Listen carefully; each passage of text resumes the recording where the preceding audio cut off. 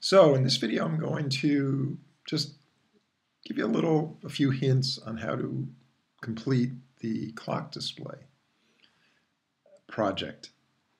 So I've got a digit class here, which is actually has been updated so that there's a method for each digit. And I'll show you this. So if I right-click this, notice there are two constructors here. I use the second constructor, the default constructor that doesn't take a parameter. I'll call it digit 1, that's fine. As you'll see, it made a digit over here in the graphics window. Now, if I right-click on the digit object, you'll notice that there's a method for each for each of the digits. So if I want to change that 8 digit to a 5 digit, I just select that and it changes to a 5 digit and so on, right? So that's cool. So I'm making progress here towards having a digital clock, but I've only got one digit, right?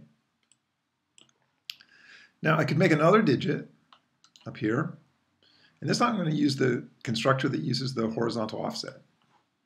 So let's see, what do you think is a good horizontal offset? Well, let's just test, right? I'm going to go with 200. No, I'm going to go with 150. 150 units. Horizontal is this way, so it's going to make this digit horizontally offset 150 units within this graphic world, whatever 150 units represent. From the left side of the screen, it's going to horizontally offset it. Not bad. Okay. Probably, if that's 150, I bet 100 would put the left side of it right about here, which would be probably good, right? So if these were the hours digits, and then I'd have digits for the minutes over here, sorry, for the seconds. These are the minutes digits, and over here we'll have digits for the seconds. So that's all looking pretty good. Okay, let's just make one more digit and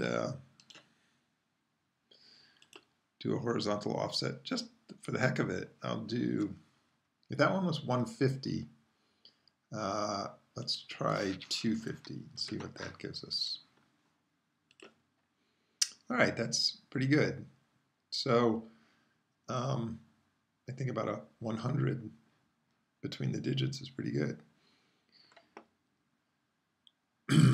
So, and just like before, we can change these, right? So I can change that one to 3, and that one to 4, and that one to 5, okay? So,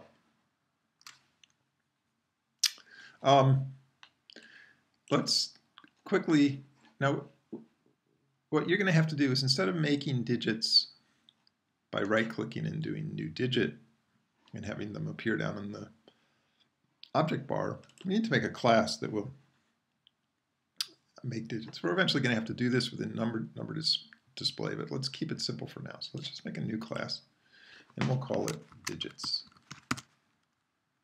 Oh, yeah, because we have, that's right, digits is fine. We already have digit, so digits won't be any problem. Okay, and so what are we going to do here? Erase all that, and erase all that. So let's make our fields first.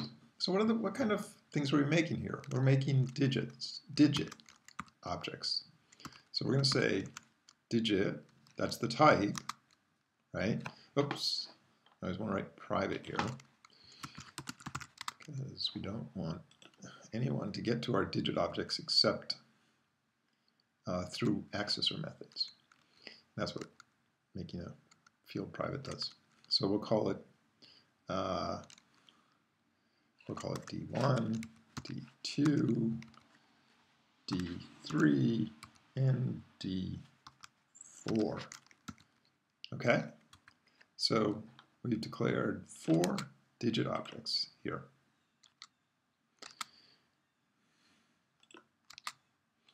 Spaces is not needed. Extra stuff, I just do that because it helps me see things more clearly. It's for me, not the computer. Okay, so we have 4 digits. Now, let's make a constructor for this class. All right, so public, there's no type. Constructors don't have a type. Exactly the same name as the class, digits. And we'll make this a constructor that takes no parameters, because we don't need the pair. Now, let's make, up here we declared the variables that can hold references to digit objects, right? We actually have to, if we want to make a digit object, just the way here, we have to right-click and do new digit, right? Or using one of those constructors. When we do this equivalent thing in code, we have to use new. So what we're going to say first is d1 equals new digit, right? It's not a digits. Digits is our class that makes multiple digit objects.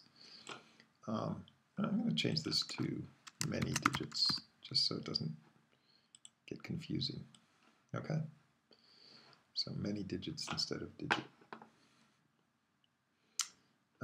And this is digit. Public many. Oops, we have to change this too. We can change the constructor name. Okay. So now many digits. So we're going to make a new digit. So I think we're good here. We just need one more parenthesis to close this. And we can compile that. And that's good. And we can make a new many digits. And it immediately put a digit up here, right? And why did it do that? Because in the constructor, the first thing that's run when a many digit object is created, the first thing that happens in the constructor is a new digit is made, right?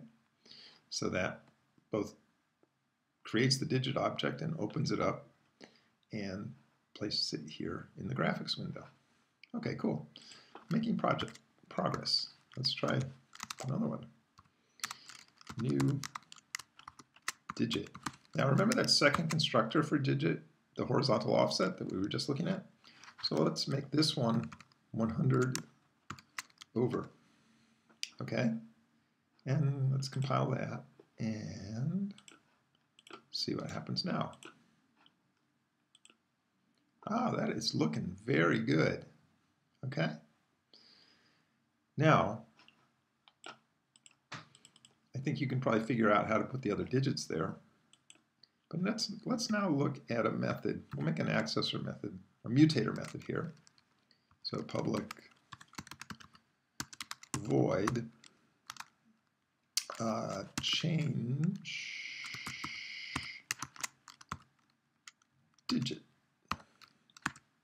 We'll do this change digit 1. And we won't, no, we'll take a value in here. We'll take a value we'll take an integer value as a parameter, and we'll call it just value. Okay? And so what we'll say is if value equals 1, what are we going to do? We're going to say, hey, D1 digit, I want you to run your method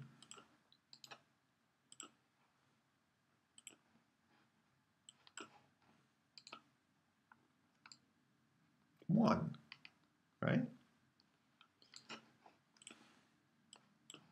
So D1 digit, run your method 1. And you know what, we'll tell D2 to also run its 1 method. Right? And just for the heck of it, we'll do if value, ooh, look what I did up here. I warned you guys all about that. Oh, see how easy it is to do that? We want to be if value equals 1. If value equals 2,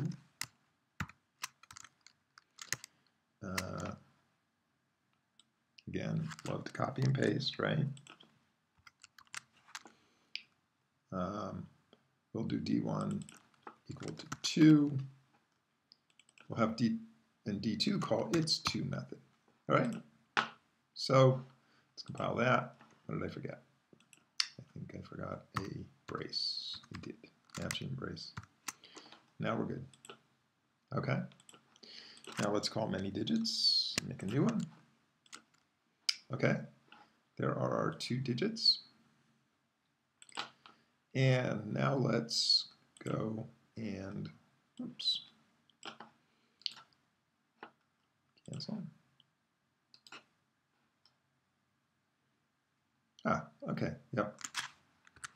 And 1. Oh, look at that. And 2. Ah. And 3. What's going to happen?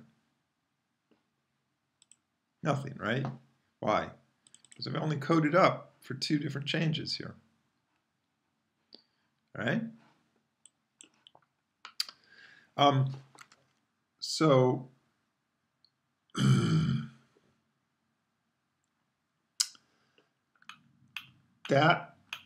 why don't you play around with this until you're comfortable with changing the digits and everything that's in here. And then what you need to do is figure out how you're going to have number display change these based upon the time that it has in its fields, right? So that's the next step after you get comfortable with making digits and changing digits, right? And that's the logic of the whole clock display, number display classes, which we haven't really talked about. I've left that up to you to figure out from the reading. But if you do have a question about it, please ask, okay? Thanks.